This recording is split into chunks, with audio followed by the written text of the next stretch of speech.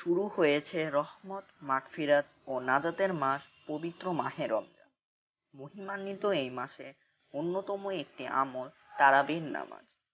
তারাবি শব্দটি আরবি শব্দ তারবিহাতুন থেকে এসেছে, যার অর্থ বিশ্রাম করা, প্রশান্তি লাভ করা। এই নামাজে প্রতি 4 রাকাত পর পর বিশ্রাম বা দোয়া পাঠ করা হয়, তাই একে তারাবির নামাজ বলে। তারাবির নামাজ এশার ফরজ ও সুন্নতের পরে এবং বিতর নামাজের পূর্বে আদায় করা হয়। তারাবির নামাজ সুন্নতে মুআক্কাদা মুসলমানদের জন্য পাপ মোচনের এক অনন্য সুযোগ। এই সুযোগ যাতে হাতছাড়া না হয় তার তাগিদ দিতেন রাসূলুল্লাহ সাল্লাল্লাহু আলাইহি ওয়াসাল্লাম।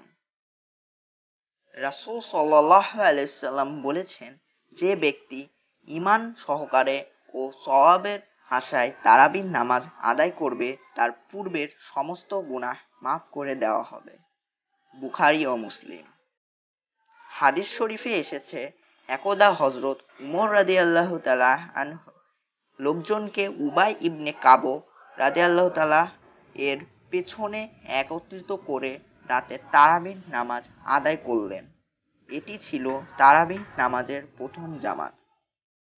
তারাবিহ নামাজ শুরু হয়েছে নবীজির যুগ থেকে। রাসূল সাল্লাল্লাহু আলাইহি সাল্লাম সাহাবীদের সাথে তারাবিহ নামাজ আদায় করতেন। লাগাতার আদায়ের ফলে তা ফরজ হয়ে যাওয়ার আশঙ্কা ছিল। যদি ফরজ হতো তা উম্মতের জন্য আদায় করা কষ্টকর হতো। তারাবির রাকাত সম্পর্কে ইতিকালে বিতর্ক ছড়ানো হচ্ছে। হাদিস ও প্রমাণের ভিত্তিতে বিশুদ্ধ হলো তারাবির নামাজ 20 রাকাত।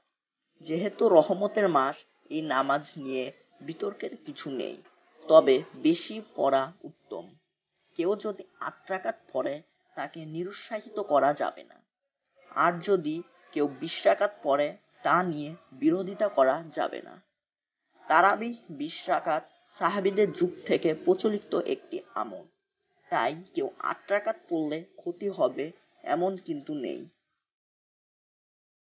ইমাম তিরমিজি রাহমাতুল্লাহি আলাইহি বলেন, হযরত উমর রাদিয়াল্লাহু, আলী রাদিয়াল্লাহু ও অন্যান্য সাহাবা ইকরাম থেকে বর্ণিত 20 রাকাতের পক্ষে অধিকাংশ আলেম অবস্থান গ্রহণ করছে।